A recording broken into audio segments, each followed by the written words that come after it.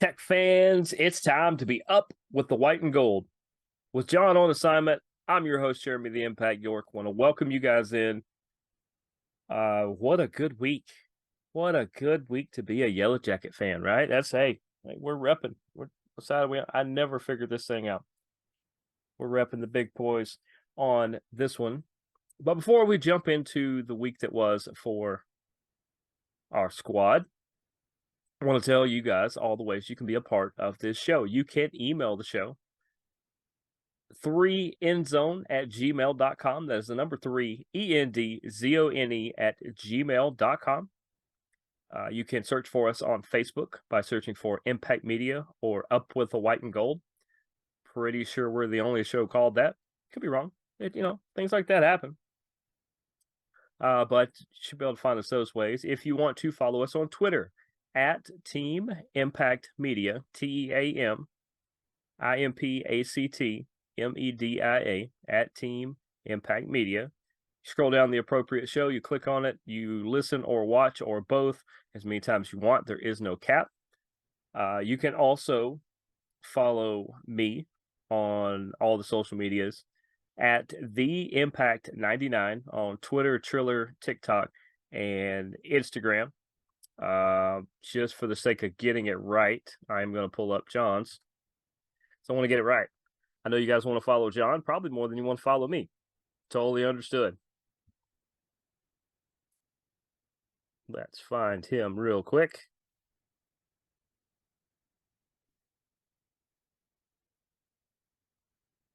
He is, there we go.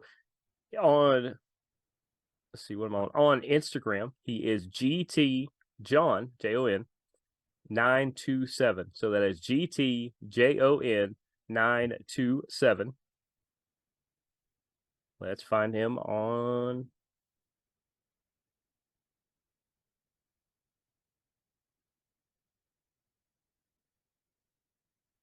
Let's find him on X, I guess is what it's called now.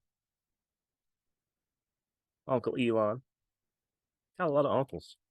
Got Uncle Ted, Uncle Elon, Uncle Sam. A lot of uncles. Uncle Elon seems like one of the fun ones. Uncle Ted probably is too. Let's find him. There he is. At GA Tech John on the X, otherwise known as Twitter. That is GATECHJON. That is how you can follow him on all of those. Now, of course, you can also find us anywhere that you find a podcast, or like I said, we're working on the podcast form of this. For now, it's visual. You can catch us on YouTube at Impact_Media_. And I think that's all the places I can come up with. If there's other ways you find a way to follow us, let me know, because maybe it's an avenue I didn't know. So let's get into this. The Georgia Tech Yellow Jackets beat an undefeated Wake Forest team. And the naysayers, not you guys are smart fans. First off, you watch this show. Second off, you're a Georgia Tech fan. There's not a lot of moron Tech fans. There's really not. There's some in every fan base. It happens.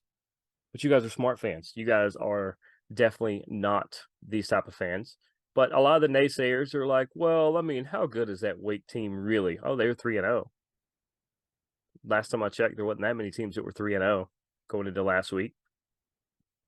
I think James Madison and Georgia State, those were two that were. Michigan, I think Ohio State still is. There's honestly not that many that are. Doesn't matter who you play, it's all collegiate football. It's just like when you get in the NFL. That's professional football. I don't care if it was the 53rd man on the roster or the number one guy on the roster. That's still professional talent you're going against. That's grown men. These are young grown men. So it doesn't matter who you played, because why don't you ask that Wake Forest team what it was like to go against the Georgia Tech Yellow Jackets? Some of the toughest competition they played. This is one of the best games Georgia Tech has played. They end up getting the victory and moving to 2-2. We thought they would have won one of those other ones, but they're 2-2 now. They knocked Wake to 3-1. That helps. That's a conference game. 30-16. Yeah, 30-16.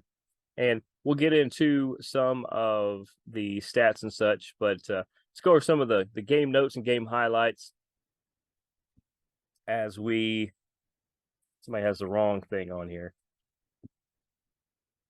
We are looking for, there it is. There we go. There we go. Fourth wall broken down. There we go. The Tech's defense started off in the first quarter by forcing the field goal by Wake. It was 3-0 with about 8 minutes to go. King for a big play. Luke Benson, that was the only catch of the day for Luke Benson. One catch for 38 yards. It was a big one. Then King finds Singleton Jr., who is slowly becoming, Eric Singleton Jr. is becoming one of his favorite targets for sure. This was one of Singleton's 4 targets on the day. It ended up being for the touchdown. He had 50 receiving yards on the day for that one.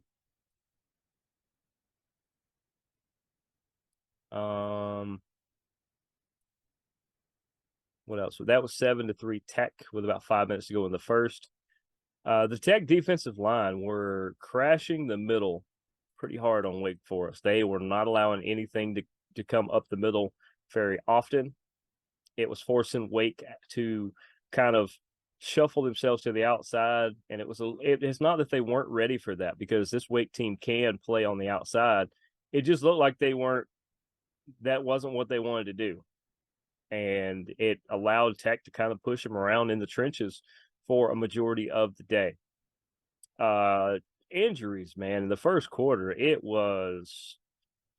felt like 4 or 5 people hit the deck. And there was a small chance where I was like, well, this is they've got to really dig deep here. Got to make sure you don't lose track, because some of those injuries, you get some of these kids in here that haven't played a lot of snaps, or maybe not played a snap at all. You're asking them to do things that you would ask a starter to do. And this could be the second or third string. The continuity of playing next to the people beside you, how they react, knowing you can react, knowing what they're going to do. None of that was there. And yet these young men really put it together and made a great effort of it. Big 4th down stop by the Tech defense to kind of end the first quarter. You can't blame Wake. They realized early on that if they didn't try to keep pace with Georgia Tech, it was going to be a long day. Ended up being a long, long day for Wake, because it didn't help that Haynes King threw 1 interception, and he opened up the second quarter basically by doing so. He threw a deep ball and ends up throwing the interception. And then Georgia Tech follows that up by getting a massive sack. Do we know who got the sack? Was that Andre White? That may have been Moala. That may have been Moala for that one. Could be Andre White, KJ Wallace, or heck, Kyle Kennard. Kennard had 4 sacks on the day. How about 8 tackles? 4 of them by himself, and those were the 4 sacks, which also counted as tackles for a loss. Kyle Kennard, you have yourself a day, K-squared. And Zeke Biggers was in on one. Him and Andre White shared one. This was a Tech defense, 8 total sacks. Now, 4 went to Kyle Kennard, but that means the rest of the team still got 4. That's probably 3 more than most people thought they were going to get. They just haven't been able to get that pressure really, really going this year, and suddenly they did against Wake Forest. Where were we? King finds Avery Boyd for a big play. Where's Boyd? There he is. Avery Boyd had the one lone catch for 31 yards. Once again, that's a massive play. There's 31 yards on that one. Singleton caught one for 31. Abdul Jana, well, he had a couple catches and a touchdown. He caught one for over 30. Luke Benson caught one for over 30. You had 4 receivers whose longest pass that they caught. And then Benson and Boyd, it was the only ones they caught. that went over 30 yards. This is not your father's Tech Yellow Jacket football squad. It is not your father's Georgia Tech. Hopefully it's your grandkids, but we'll see how they continue to build this. There's the Janet Jr. touchdown that came up, making it 14-3 with about 8 minutes to go in the half. Wake was having some long drives. They were able to move the ball and chip away and chip away. They just couldn't finish. It's a hard part of it. It's not just getting started. That's the hard part. It's you got to finish. You got to finish. You got to set yourself up for success. And Wake it's almost like it was taking everything they got to do the long sustaining drive to where if they did get close enough in scoring range, they just didn't have anything left and just had to almost abandon it and just try to hold Tech off, which turned out to be not the world's best strategy. I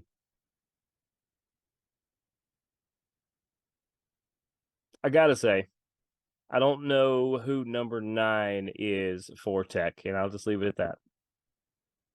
Because right before halftime, or before midway through the second quarter, there was a Wake Forest scramble, a catch, a bobble, and Tech recovers. And they actually did get I believe they were awarded the ball. That wasn't even the strangest thing to happen on this play. At the end of the play, there was a blindside block thrown by number 9 that resulted in a 15-yard penalty. Then there was a personal foul also on number 9 after the play. That's a dead ball foul. That's another 15 yards. So not only was it 2 15-yard penalties, they were both called on the same player, and that cost the Yellow Jackets 30 yards on that drive. That's more than unacceptable, but get your bingo card out. I bet that doesn't happen very often. I can't recall it. Tech was then forced to punt because of that. They actually recovered the punt on the 12-yard line. We're not able to do much with that, but I got to get, what's his name? Shanahan, the punter, the kicker. Not Burt. No, David Shanahan. There he is. He had 4 total punts on the day, 185 yards. He had 1 touchback, and he dropped 1 inside the 20. He was having a pretty good day. He only had to punt 4 times. I call that a success. If Georgia Tech only has to punt 4 times, now there was the interception. That's one way to turn the ball over. Fumbles happen occasionally, but this Tech squad, they were really rolling. Let's see, we're getting close to halftime. There was a field goal by Tech. That was Aiden Burr, one of the 3 on the day. He was 3 for 3 with his longest being a 48-yarder. But they get the field goal right before halftime. It is 17-3 with about 3 minutes to go. They get another massive sack. There were, like I said, there was 8 on the day, which is honestly 5 to 6 more than I thought Tech could do with this squad. But they're proving us all wrong. Then Wake Forest decides that they haven't had enough bad breaks so far that their punter kicks the ball 16 yards on a punt. That leads to the 48-yard field goal right before half. That makes it 20-3 Tech. Now, I'll be honest, at this point, I'm thinking it's 20-3. That's a pretty good lead. You're holding them off pretty well. That's only 2 touchdowns and an interception, though. You know, things could still go a little awry, but I like where this team's at. I wouldn't have guaranteed victory. I would have said there's a really good chance that Tech is going to hold on to this. And we already know the score, so they do. But let's go into some more of the action. They open up the third quarter with another sack. Wake Forest gets a rush touchdown to make it 20-9. Tech forced a turnover on downs near midfield. I mean, what a great place to have that happen. right there near midfield. They take the ball. Tech gets near the red zone. 4th down conversion is no good. But then they follow that up by, with the turnover on downs by their offense. Their defense gets a strip sack and picks up the ball, recovers there. You get the 27-yard field goal from Burr. That makes it 23-9 with about 11 minutes to go, I think. Another strip sack by Tech. And then another sack. I mean, they were collecting sacks like it was 2 for Tuesday at the Piggly Wiggly. It was man, they were collecting them. Then the interception. No. Then it was the Wake Forest pass touchdown made it 23-16. Starting to get a little nervous. That's only 7 points, and you're kicking field goals. You're not scoring touchdowns. That's usually another way to get beat. But then you get the big interception by Tech. I put that quarterback King, so I don't want you. I'm talking about Haynes King. I was going to put Haynes, but the quarterback Haynes King, you big 1-ups to him. That some of the blocks he threw to set up the runs behind, he would hand the ball off and sometimes throw a screen and be ahead of the play throwing blocks. You don't want him doing a whole lot because he could potentially get hurt, but he wasn't afraid to get in there and mix it up to make sure his guy was going to get down the field just as far as he could. And so just got to commend the effort of that one. And I actually wrote it down that QB King blocking, his blocking was outstanding, especially for a quarterback. King had a big run, which led to the Hayes. Was it Hayes or Haynes? Let me make sure I get that right. The rushing touchdown. Producer Sunshine is telling Jamal Hayes. Yep. Nope. Was it? No. It was Jamal Hayes. Yeah, Jamal Haynes. See, this is where it gets confusing. Jamal Haynes had the rushing touchdown with 1:25 to go. Pretty much it did seal it. 30-16. They get another sack. There's a batted catch attempt that turns into an interception by Tech with about 6 seconds to go. And your final, as I said, 30-16. Haynes King is 16 for 27, 222 yards, 2 touchdowns, and an interception. Not his best game, but he didn't play bad. He played pretty good. 16 for 27 is not bad.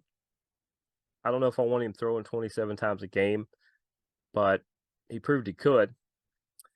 Jamal Haynes, your leading rusher, 18 carries, 95 yards, and a touchdown.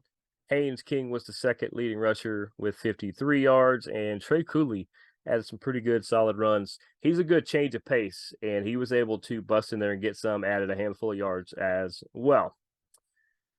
Eric Singleton Jr., 4 catches, 50 yards, and the touchdown. Abdul Jana, 2 catches, 47 yards, and the touchdown for him. I told you about Benson Boyd, Leary, Jamal Haynes, Malik Rutherford, and Dylan Leonard and Trey Cooley all added more catches and yards. So really, they spread it out.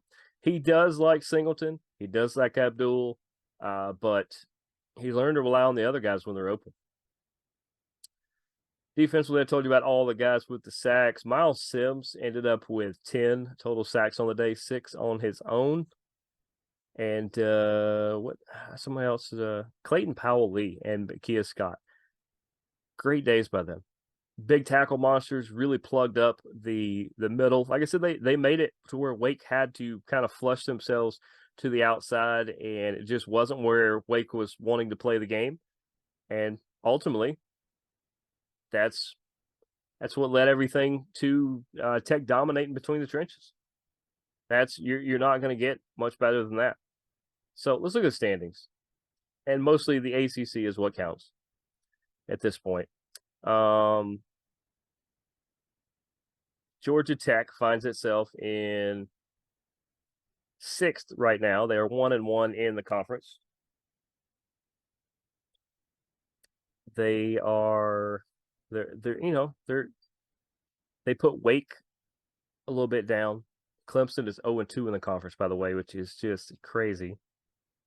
FSU off to a great start, 2-0. Louisville, because they are the Tech loss to make them 1-1. They're 2-0. Duke, UNC, NC State all have wins and no losses currently, so they are ahead of Georgia Tech. Don't really have a problem there. So what's next for Tech? Well, hopefully they continue to play the way they did right here. They will be facing Bowling Green this week at the friendly confines of Bobby Dodd Stadium. 3:30 kick on the ACC network. Tech is a 22-point favorite. I feel like that's a little disrespectful to Bowling Green. Bowling Green are not bad. They're 1-3. They've had an okay start to the year. They're not a terrible team, and Tech is not a world beater. I don't know why there's a 22-point spread there, but if you're Tech, here's your chance to pick up win number 3. You will be halfway to a bowl game with 7 games to play. You just got to win 3 of the last 7 if you're able to pick up the victory this week. It's very possible. I would say, see what this matchup is saying. I know what my keys to the game should be. Let's make sure. And looking,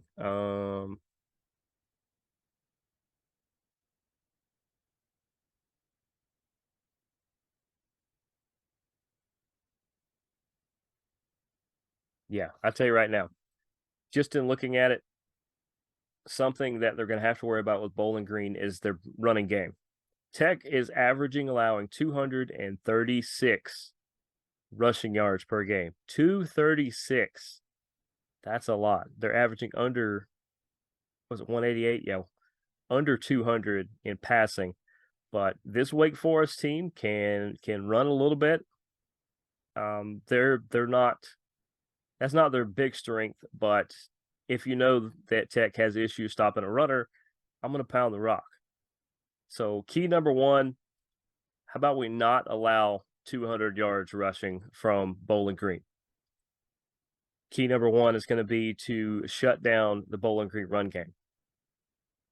Key number 2, let's just not make mental mistakes. Let's not get 2 15-yard penalties called on you in the same play. Let's try to eliminate some of the mental mistakes and hurdles that you're going to have in this game. And because if you're not hurting yourself, there's a good chance that you're hurting the other team. And then finally, just play Tech ball. Go out there, let Haynes King fling the ball a little bit, get some of these running backs started pretty well, early on. Let's get everybody involved. And at the end of the day, I think Tech gets their 3rd victory. I look forward to talking about this. John should be back. Pretty sure he'll be back from assignment next week so that we can have him on. We are working at getting some guests, by the way. So stay tuned for that. Like I said, it's a real good chance at a Tech victory with this one. Coach Brent Key, I know this is your favorite show, and we definitely appreciate you watching. My offer still stands. Or if you don't know if Coach Key watches this show or not, if you know him or want to drop him a line, maybe you don't know him, drop him an email or something. Let him know my offer stands. Coach, anytime. We will set it up.